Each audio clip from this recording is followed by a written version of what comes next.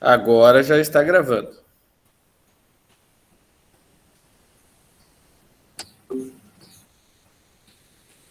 Uhum. Então, eu acho que já passamos então já do tempo que a gente queria, então vamos lá. Bom, eu não consegui ligar minha câmera de monitor aqui e não vou tentar fazer isso agora.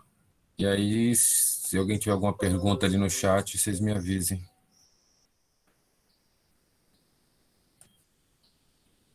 Que eu vou tocar a boiada.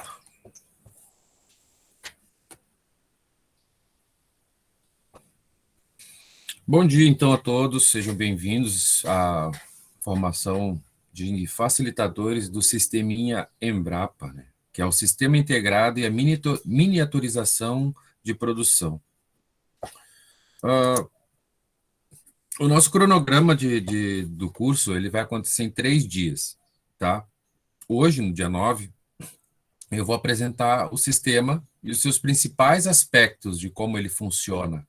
Tá? Não vou entrar a fundo nos detalhes, porque a intenção não é formar técnicos, e sim que abra um leque de possibilidades para que vocês possam trabalhar. Eu acredito que todos aí que estão presentes agora, no momento, estão do projeto Rondon, ou então são do próprio IFE que estejam só interessados no assunto, né? No dia 16, eu vou trabalhar com vocês, vou mostrar os aspectos da piscicultura, né? Como trabalhar piscicultura, as rotações, a, a rotação de cultivos dentro de uma horta, né? Como trabalhar com minhocária e compostagem. No dia 6, eu vou mostrar para vocês como funciona a avicultura de galinhas poedeiras, galinhas de corte, criação de codornas, porcos e outras criações que podem fazer parte dentro do sistema. E para começar a introduzir nosso mini curso, é interessante a gente entender por que ele existe. Ele começou para poder promover a segurança alimentar. E o que é segurança alimentar? A segurança alimentar ela tem 2 pontos que podem ser observados, que, segundo o Conselho Nacional de Segurança Alimentar e Nutricional, a segurança alimentar é quando você consegue se alimentar decentemente, né, sem que isso prejudique outras coisas que você tem que fazer. Por exemplo, se você gasta todo o seu dinheiro para se alimentar e não tem dinheiro para comprar um material de limpeza, não tem dinheiro para ir ver uma atividade cultural, né, um show, um evento, não tem dinheiro para se locomover, não tem dinheiro para poder promover comprar um remédio para a tua saúde, então você não está tendo qualidade alimentar, porque você vai ter que escolher entre ou comer ou fazer essas coisas. Então você não está tendo uma segurança alimentar saudável. Então a segurança alimentar é quando você consegue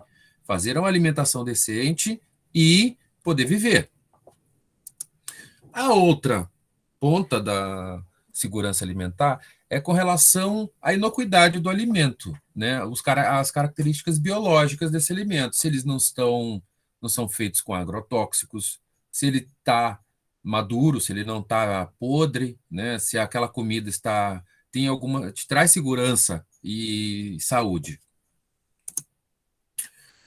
E a insegurança alimentar é um ponto que está trabalhando, tá entrando de volta no Brasil, porque 19 milhões de pessoas no Brasil, que é a população do Rio de Janeiro, São Paulo e Curitiba juntos. Imagina que são 3 grandes cidades do Brasil, com toda a sua população em insegurança alimentar. É muita gente. Não tem como a gente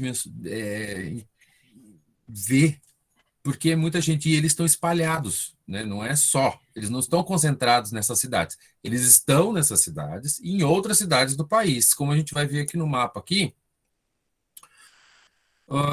Em meados de 2004, parte do Nordeste e do Norte do país estava com a insegurança alimentar acima de 10% da população.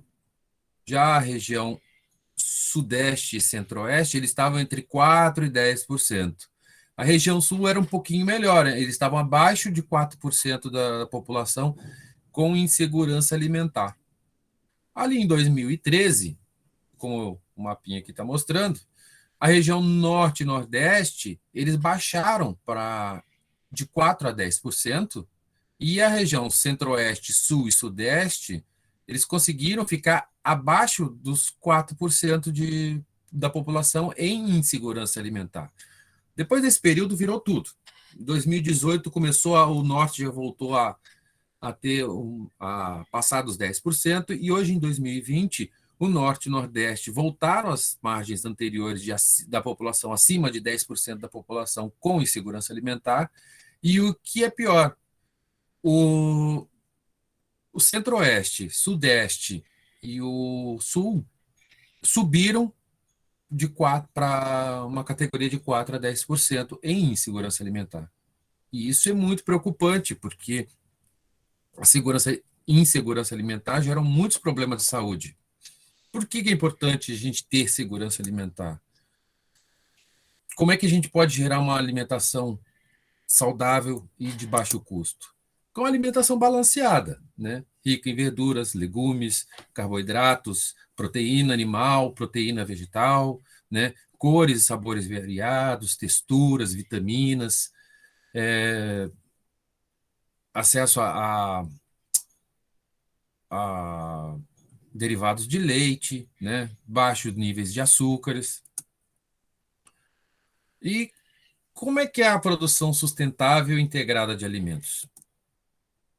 Quem foi o idealizador dela foi o seu Luiz Carlos Guilherme, né, o doutor colaborador da Embrapa Meio Norte, que durante seu trabalho de mestrado, de doutorado, perdão, ele começou a trabalhar essa parte do sisteminha Embrapa para famílias realmente em vulnerabilidade social extremamente alta, né, pessoas que realmente não tinham como prover sua alimentação decentemente.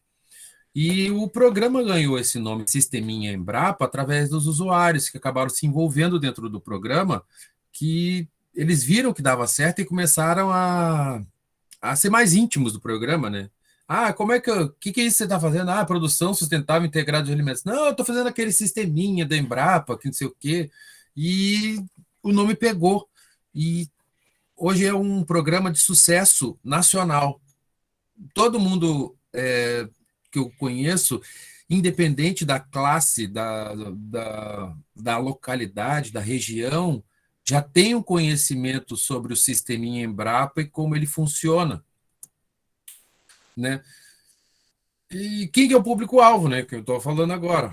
São todas as pessoas que estão interessadas em fazer um projeto de produção dentro de casa, em pequenos espaços, né? Não precisa ter muito mais, não precisa ser um latifundiário para fazer um sistema desse. Você pode, de 100 metros a 400 metros, ter uma produção bem razoável, né? E que você possa ter até uma certa independência alimentar, pelo menos na parte hortifruti.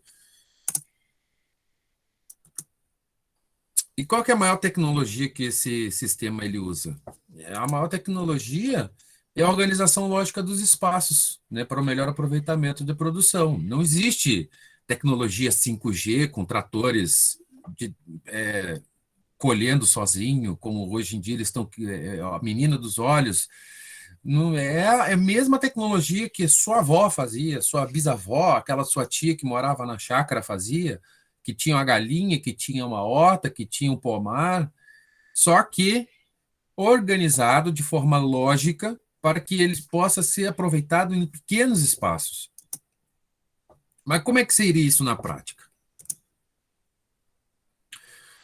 Aqui tem uma pequena propriedade, onde ela mostra assim para vocês assim um croquisinho, onde é a organização como é a organização mais ou menos da propriedade, né? Você tem ali no meio, tem a piscina com um tanque com peixes, ali você tem um minhocário, aqui você tem um galinheiro, uma criação de cabra, criação de porcos, uma horta, e tem plantação de milho atrás, tem um pomar com frutas, tem várias coisas, e eles começam a se organizar de forma lógica, que na hora que você saia da casa, aqui pela manhã, você vem aqui no tanque, você vem aqui, aí você vai passando.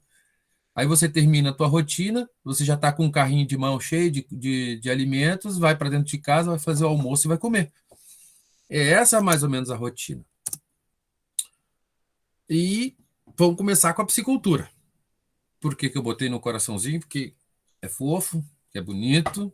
E, como todo coração, ela é a bomba que vai mover toda a estrutura do sisteminha, tá? Ela vai começar a trabalhar e mover as, a- a- o sangue, o fluido que vai trabalhar em cima dela. Porque depois da piscicultura, você vai ter peixes, né? Você vai produzir peixes, independente de qual peixe que você escolher trabalhar, você vai ter peixe, já é uma proteína saudável, rica em ômega 3. E a água da piscicultura vai molhar a horta. É óbvio, né? Você pensa assim, ah, então já tem a piscicultura, então a água dali serve para a horta. E a horta vai te promover legumes, verduras, frutas. E a horta você vai comer uma alface, vai comer uma berinjela, e o que sobrar daquela horta, né? Aquela folha da couve que está mais amarelada, que aquele bichinho comeu, você vai jogar para as galinhas poedeiras e para os frangos de corte, né? O excedente ali, parte do excedente, tu joga para os frangos de corte, que vão vão promover ovos frescos, proteína de frango, né? E a horta também vai servir para piscicultura, né? Parte desses rejeitos que ou foi para o galinheiro, pode ir para a piscicultura, dependendo do peixe que você vai criar, né? Por exemplo, se você criar uma traíra, você jogar lá dentro, você vai estar só sujando a água, mas vamos dizer, você cria uma tilápia, que ela come de tudo, você consegue, é, ela vai aproveitar bem essa parte. E o galinheiro, as poedeiras, também pode ir para a piscicultura. Por quê?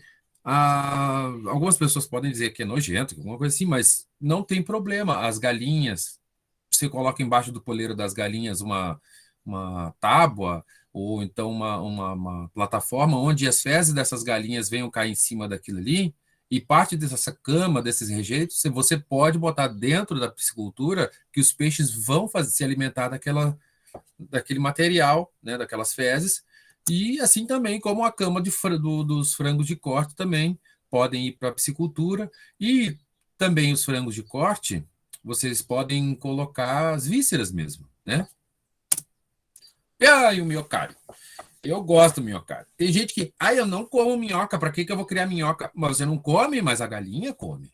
Então você vai estar alimentando a sua galinha com minhocas. E as galinhas, elas vão poder.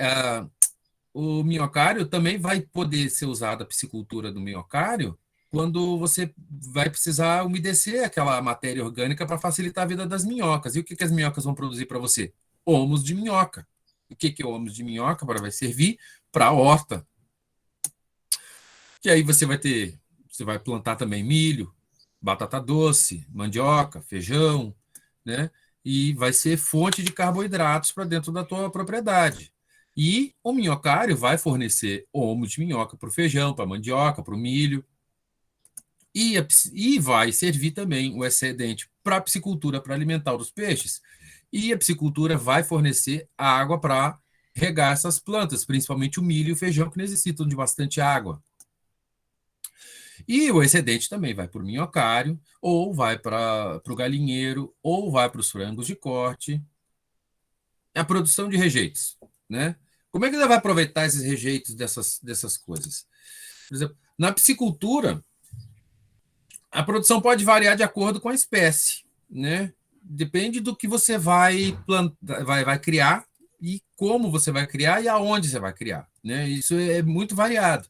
Se você criar um peixe pequeno, você vai criar dentro de um tanque de 2.000, 6.000 litros, mais peixes do que um peixe que chega a 600 gramas, por exemplo, como, por exemplo, o caso da carpa capim.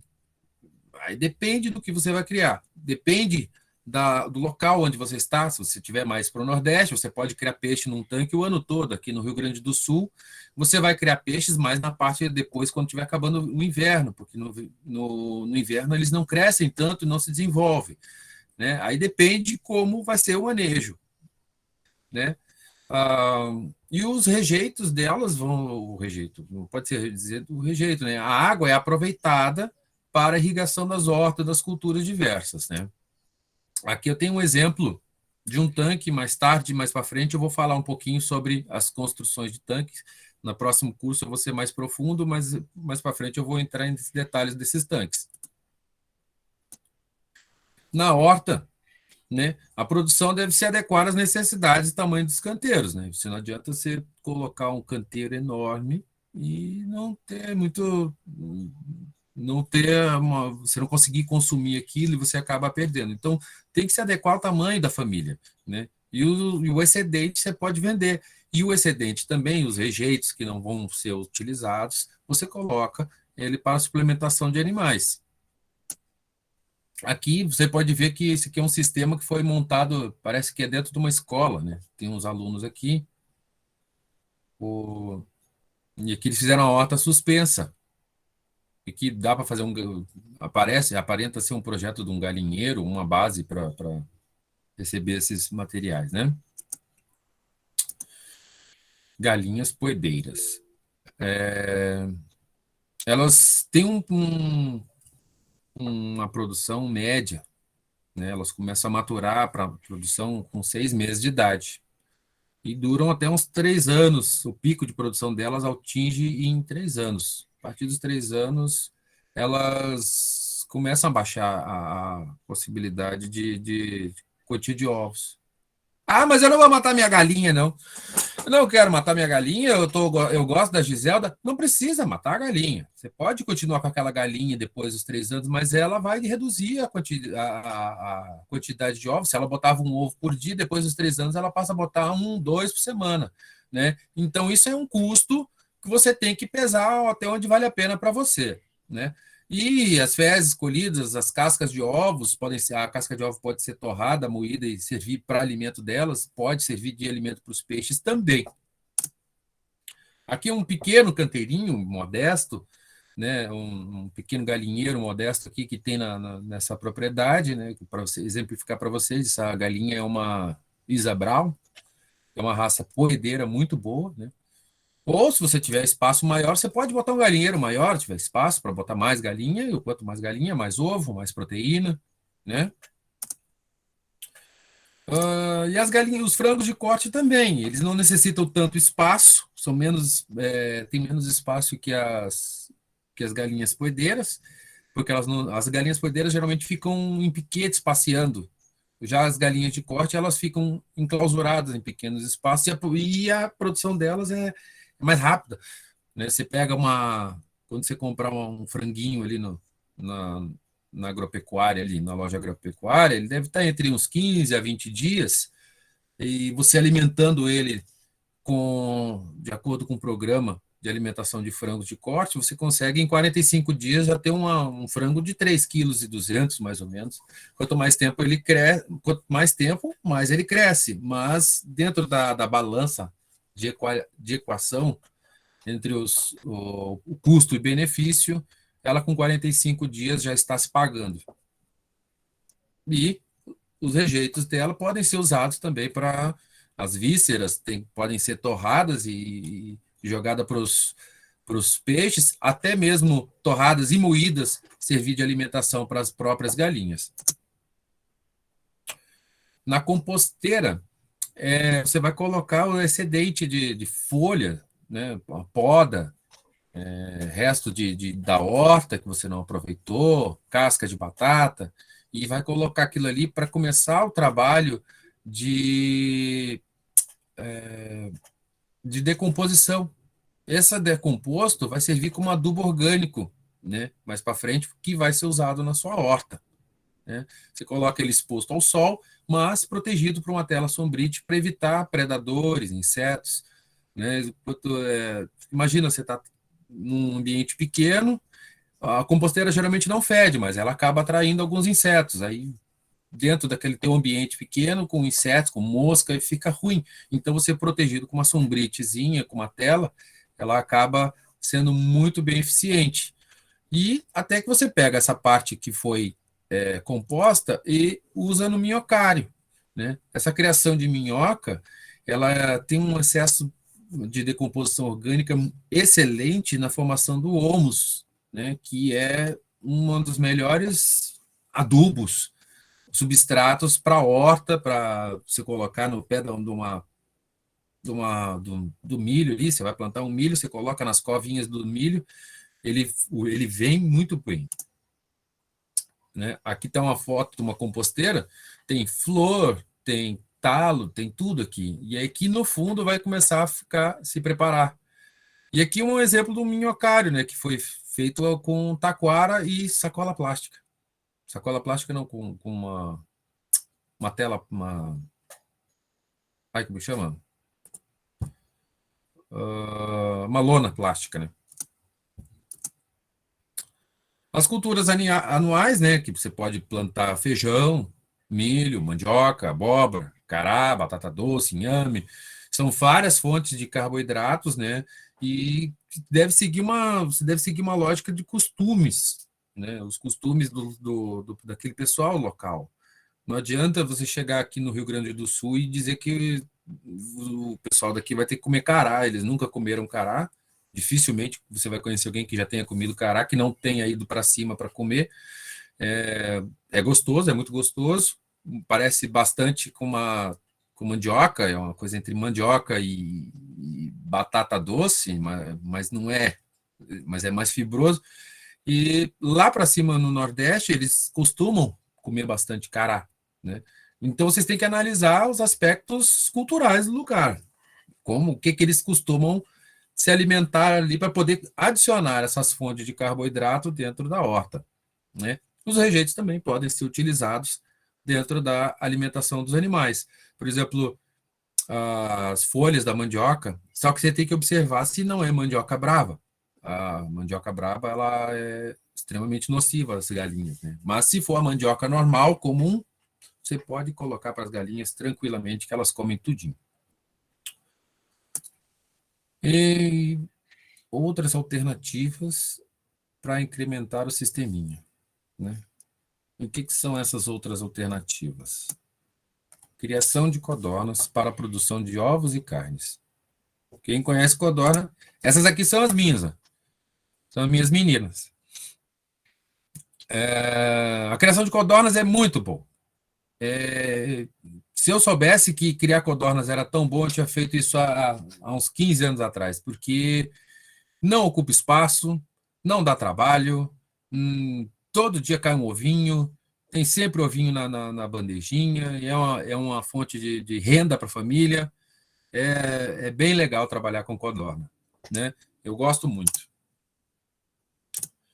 Criação de porquinhos da Índia, aqueles preazinho, e coelho para produção de carne. Ah, mas eu não vai matar o bichinho. Não, tu não precisa. É cultural. Tu pode não comer, mas outras pessoas podem comer. E é uma alternativa barata e fácil e que exige muito pouco espaço, né? Porque o preazinho e o porquinho da Índia são animais que se reproduzem numa velocidade muito alta. Em um mês já nasce 6, 7 coelhinhos, 6, 7 preazinhos. Em 30 dias eles já estão prontos para abate e está sempre constantemente se reproduzindo. Então, eles são uma fonte de proteína fácil, rápida e com pouco espaço. Produção de cogumelos comestíveis, também, como eu disse, é cultural. Tem gente que vai se adaptar melhor a isso ou não, né?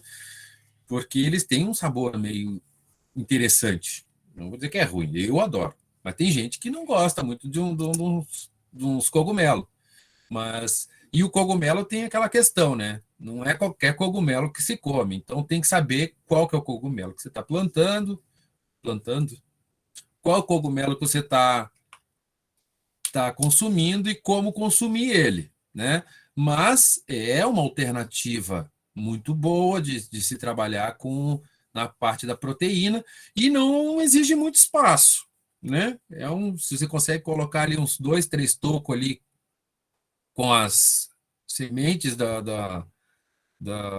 do cogumelo ali, eles vão brotar ali durante o verão quase todo e depois que bater uma chuvinha ali, então se você tiver um processinho, usa a água da piscicultura para dar uma regada nele também ali, vai ter uma produção muito boa aqui no Rio Grande do Sul.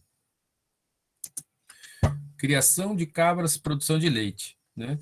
A produção de cabras se você tiver um espacinho um pouquinho maior que 100 metros quadrados, porque ela vai precisar de uma área de pastejo, ou se você tiver além da tua casa ali, um terreno baldio onde você possa deixar ela numa soga, também é uma produção, é uma criação muito interessante, não ocupa muito espaço, a cabra come qualquer coisa que você botar para ela, né? As cabritinhas. Produção de porcos. E aí, se você já tiver mais espaço para botar uma cabra, você pode botar um porco também, né? Porque os porquinhos também, eles rendem bastante, se reproduzem bastante também. Se você botar um casalzinho, um cachaço, uma porquinha, 2 vezes por ano você vai ter 9, 10 porquinhos ali para você se alimentar, vender, ganhar uma estrinha, né? E a criação de porcos, ela abre um link ainda para uma outra modalidade dentro do sisteminha, que é a confecção de biodigestores para produção de gás de cozinha. O que é o biodigestor? Aqui na esquerda aqui tem a mescla, que é em espanhol isso aqui. Aqui vamos dizer que você coloca os dejetos, ou você faz na hora que você for lavar os porcos, você faz uma canaleta que jogue os estrumes aqui. Ou até mesmo também a parte do esgoto doméstico, você coloca aqui também. Você pode colocar um excedente que foi de frutas e legumes ali, que estão meio apodrecidos, que você não quer colocar dentro da composteira, coloca aqui também. Eles vão cair nesse tanque aqui, na câmara de digestão. Aerobactérias vão fazer a digestão dessa matéria orgânica e vai subir um gás. Opa! E vai subir um gás. Esse gás vai se concentrar nesse tanque aqui, tá? A parte que não foi digerida vai descer para essa outra parte aqui. Quando ela estiver enchendo, vai subir por um tanque, por um cano, e ele vai cair aqui um biofertilizante também muito bom para ser colocado na horta. Mas o interessante dele é que esse gás todo ele vai se concentrar nesse domo, que você vai usar uma válvula e ele vai começar a fazer pressão. Essa pressão vai sair o gás, você vai fazer a ligação na cozinha e vai ter gás de cozinha. Existem centenas de vídeos na internet ensinando a fazer isso com as mais variados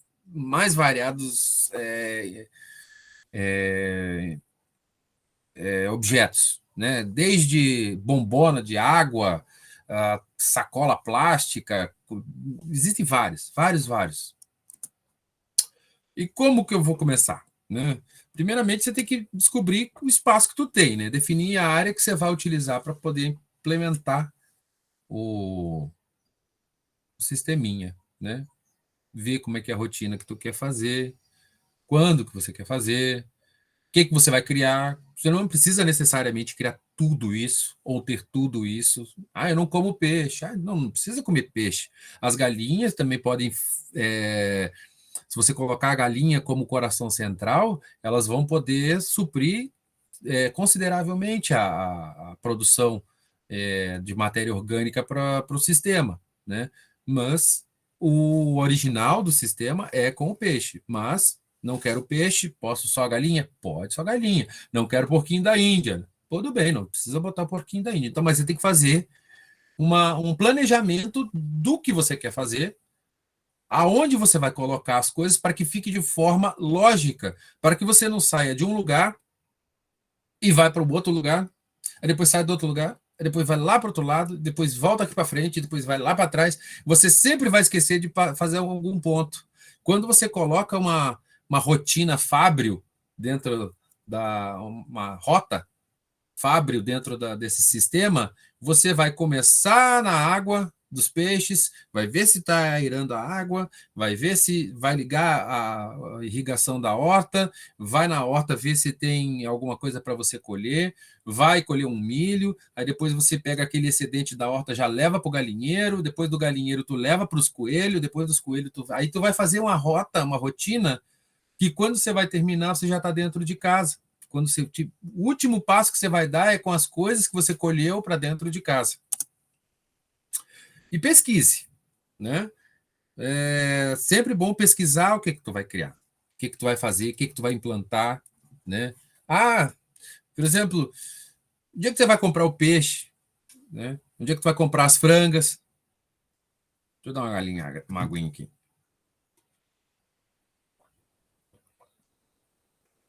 O que é que os peixes comem, né?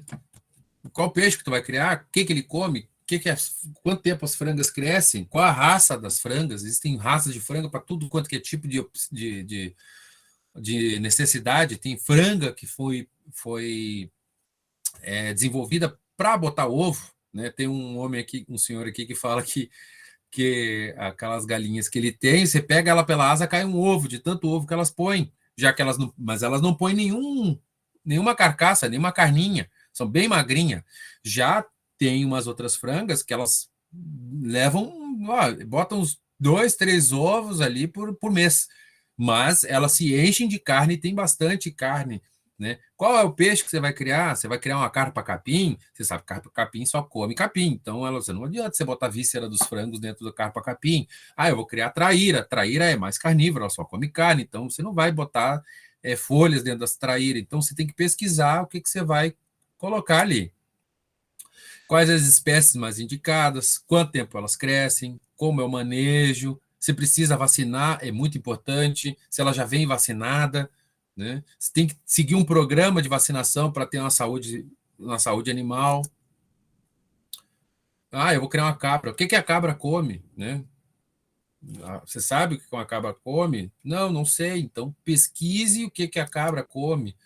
Como eu vou cultivar um shiitake? É só pegar aqui a semente do shiitake e jogar na horta? Não, você vai perder a horta e vai perder o shiitake. Então, tem um processo de cultivo. Então, pesquisar esse cultivo, como é que funciona. Pesquise o que você quer implantar, como você vai implantar e a forma que você vai implantar. E ser primeiro, assim, não adianta você chegar assim, eu vou criar galinha. E você compra 500 galinhas, mas você não tem um galinheiro, né? Agora, meu padrasto fez isso esses dias, comprou 40 galinhas, você vai botar essas galinhas aonde? Eu vou fazer um galinheiro, tá até hoje fazendo galinheiro para elas lá e enjambrando para poder elas fugindo, porque ele não tinha feito um galinheiro. Então você tem que, nesse planejamento, planejar como você vai fazer, o que vai fazer antes, né? Antes de colocar um animal ali, antes de plantar, você comprar semente antes de fazer a horta, não vai fazer muita coisa, né? Então, as bioconstruções são construções, benfeitorias feitas com base em reaproveitamento do que materiais que você tem dentro no local aqui, né? Você tem mais perto de você tem que olhar. Ali eu tenho uma taquareira, né? Ali eu tenho uma taquareira. A taquareira é versátil, né? Dá para fazer umas construções, edificações simples, cercados, tramas, dá para fazer bastante coisa. Por exemplo, aqui, ó, esse galinheiro. Esse galinheiro eu achei muito bacana. Ficou muito bem bonitinho. O meu é feito de taquara também, mas não ficou bonito assim. Quando eu vi esse aí, eu não vou botar foto do meu, não. Vou botar foto desse aqui, porque esse aqui é mais bonitinho. Resto de construção, né? Aquela pilha de tijolo que tem lá guardada num canto, né? Aquela folha de zinco que sobrou, né? Você pega os tijolos que faz os canteiros. Fica legal, fica não fica sujo, né? Segura a parte orgânica dentro do canteiro quando vier uma chuva forte.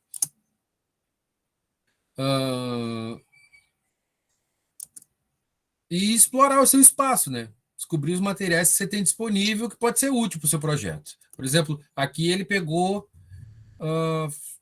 garrafa PET de Guaraná, né? E fez o telhadinho. Ele cortou no meio, cortou os tampos e juntou eles e colou eles, algum material ali que ficasse firme e fez um telhado para a hortinha dele ali. Aqui quem vai falar para vocês, agora eu vou escolher um depoimento de alguém que vai, do seu Luiz Carlos, e a pessoa, uma vivência do que dessa pessoa passa com o sisteminha. Vou apresentar para vocês o sisteminha Embrapa. Esse sisteminha foi concebido para se fazer a produção de alimentos e aproveitamento de pequenos quintais, sendo utilizado as áreas urbanas, periurbanas e as áreas rurais. Ele visa, única e exclusivamente, a alimentação da família, suprindo as necessidades em relação à proteína de origem animal, proteína de origem vegetal. E, além disso, você tem os carboidratos, as vitaminas e os minerais, e cada um desses elementos nutritivos de acordo com as recomendações da OMS, a Organização Mundial de Saúde. Conheça o resultado do Sisteminha Embrapa na família do seu José Maria. A marca registrada do sucesso do Sisteminha Embrapa está aqui no quintal da casa do ex-pescador José Maria do Nascimento Santos, de 55 anos. No lote de 500 metros quadrados, no assentamento Cajueiro Alto Bonito, a 20 quilômetros do centro do município de Parnaíba, a incerteza com o futuro deu lugar ao trabalho e a uma vida sem fome. A labuta da família Santos começa cedo. Todo dia, às 5 horas da manhã, seu José, dona Deusione, a filha Daniele e os netos Elaine e Ítalo já estão de pé. As tarefas são divididas. Dona Deusiane cuida da horta.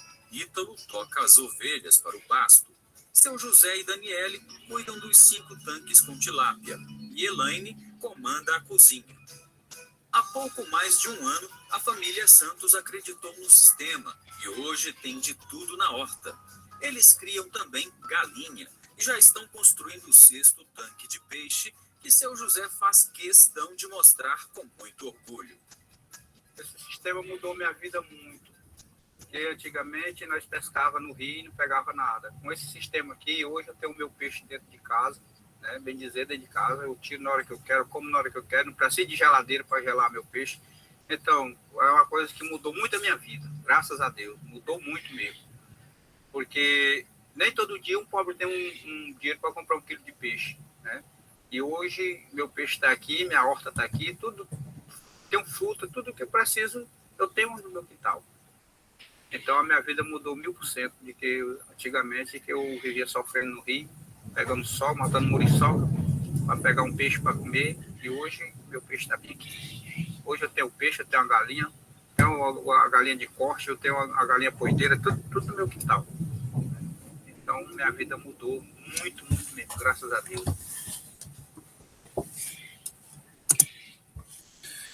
Bom, e então eu ia falar para vocês seguirem o Biopet, quem não está seguindo lá no YouTube, no Instagram, que mais tarde eu vou colocar esse vídeo, essa introdução no YouTube, né? E vou colocar alguns links para vocês conhecerem um pouquinho mais o Sisteminha Embrapa de outros lados. Como eu disse, na semana que vem, agora eu vou falar sobre o desenvolvimento da piscicultura, né? E alguns cultivos e rotações de cultivos, né? No dia 6, eu vou falar sobre avicultura de corte, galinhas poedeiras e outras criações. Não vou entrar, não vou transformar vocês em avicultores nessa área, nem suinocultores. Eu vou só mostrar algumas especificidades desse manejo.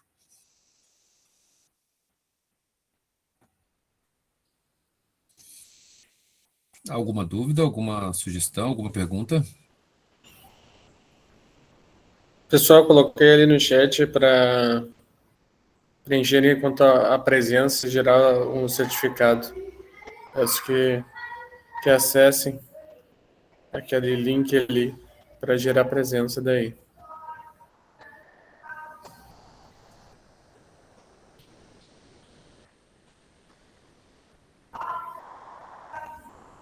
Sidmar,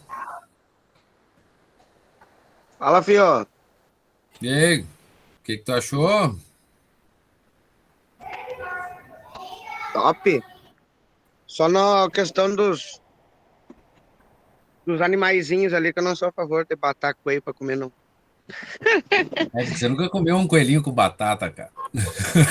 Já sim, mas é que eu prefiro eles pastando. Pois é, mas é aquele negócio, né? Você tem que separar o que é pet do que é produção.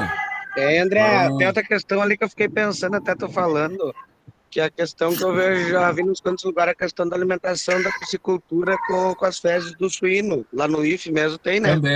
também pode ser utilizado também. Não tem Sim, problema. a questão do pet, do animal de produção, ela por vezes é dúbia, né? Como foi colocado ali até pela Rafaela, em algumas culturas o porquinho da Índia, que muitos países têm como pet, eles são utilizados para produção e alimentação, né? O próprio preá que nós temos aqui no estado, também ele é muito utilizado em outras culturas para alimentação. Então, depende da cultura, tem a questão do pet ou animal de produção, e o coelho também é um dos casos, né?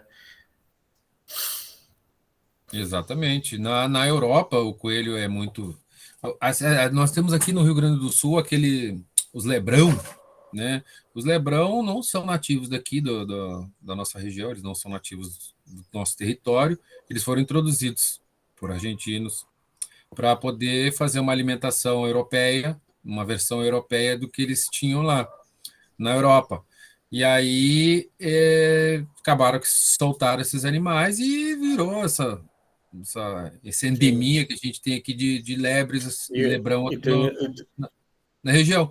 E sim, professor. Não, o que eu ia dizer também é que nesse campo nós temos a tentar duas coisas. Primeiro, você está falando de animais de criação, então não são animais silvestres obtidos de qualquer forma na natureza, né? Isso é um ponto. Isso. Segundo ponto, que mesmo animais de criação tem também a questão de sacrifício.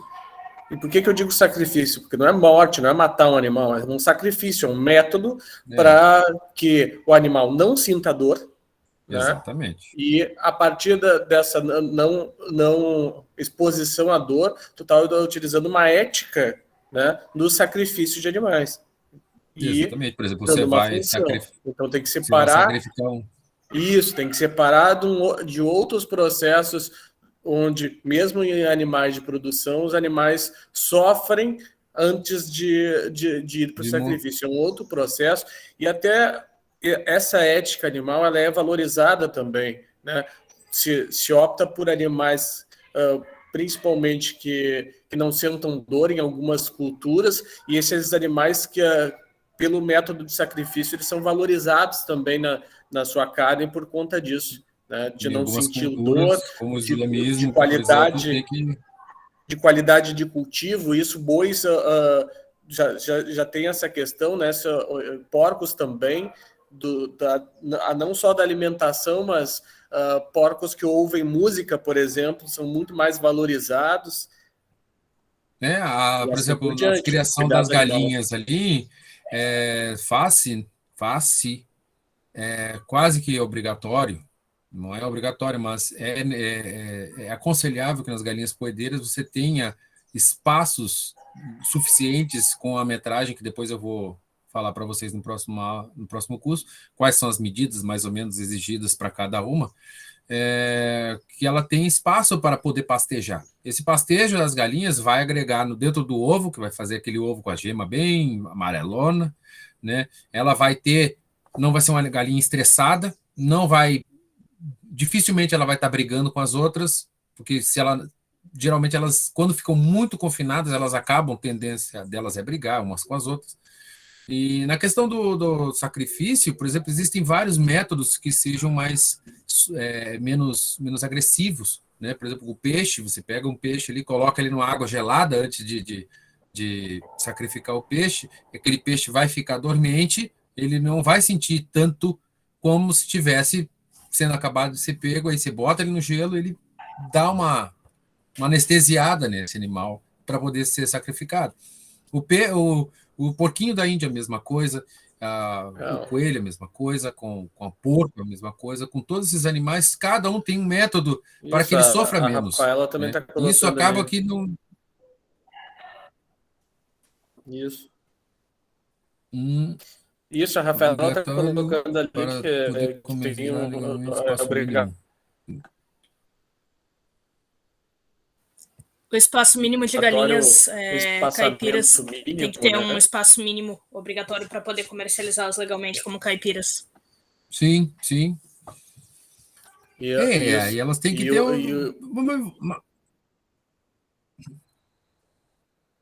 Pode parecer bruto, mas mas ele é o menos doloroso. Um exemplo disso é o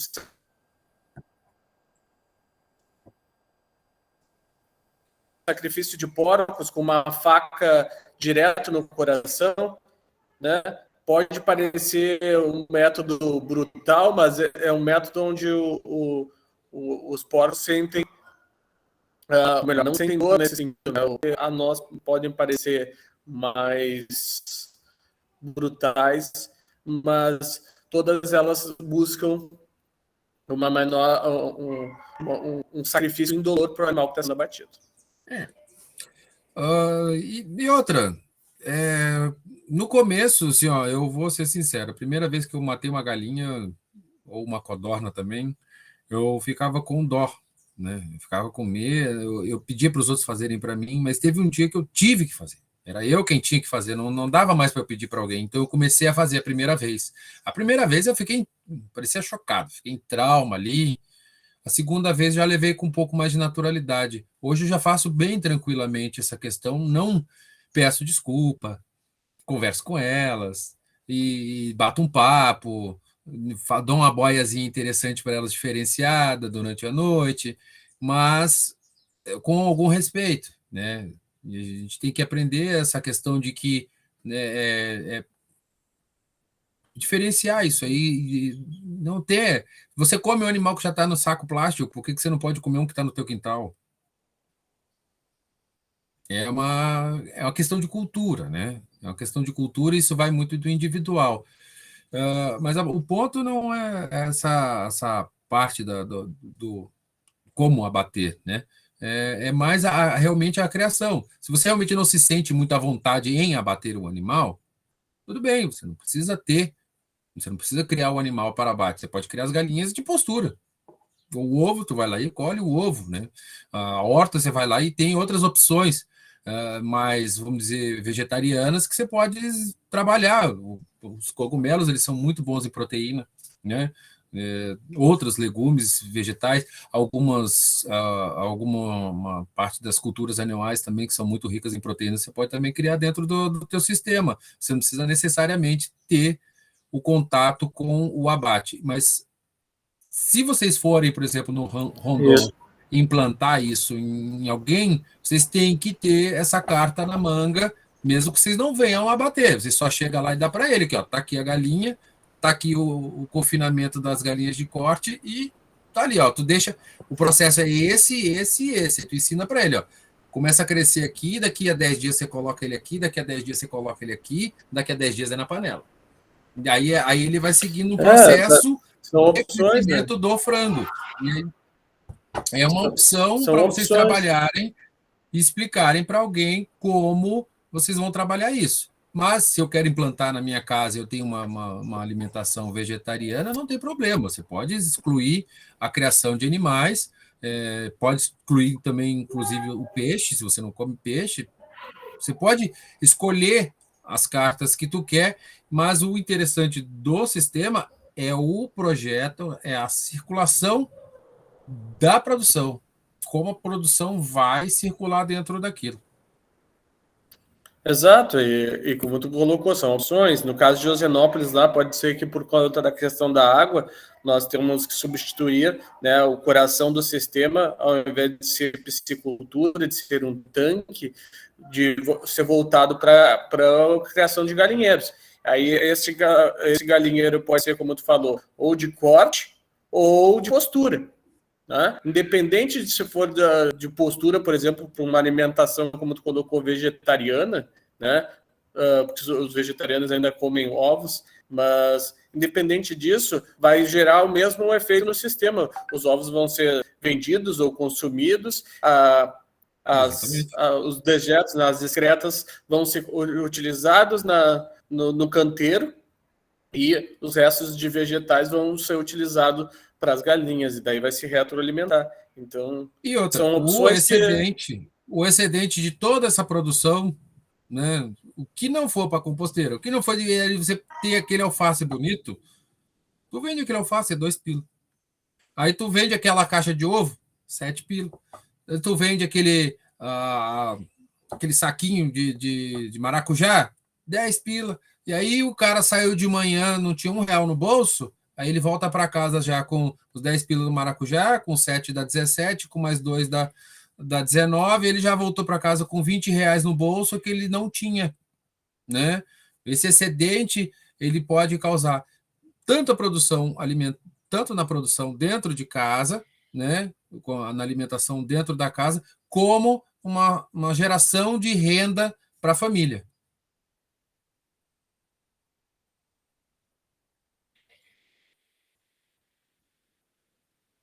Perfeito, é isso aí. Alguém tem mais alguma dúvida, alguma pergunta?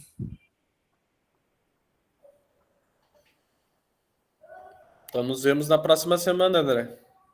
Então tá, próxima semana, então eu vou trabalhar sobre piscicultura e lembrando, né, que eu vou trabalhar sobre piscicultura e como vou mostrar alternativas de horta, de como crescer, como plantar um shiitakezinho no quintal, como tipos de horta, como trabalhar as hortas de forma bem sucinta. Tá bom, gente? Beleza, obrigado, André. Hã?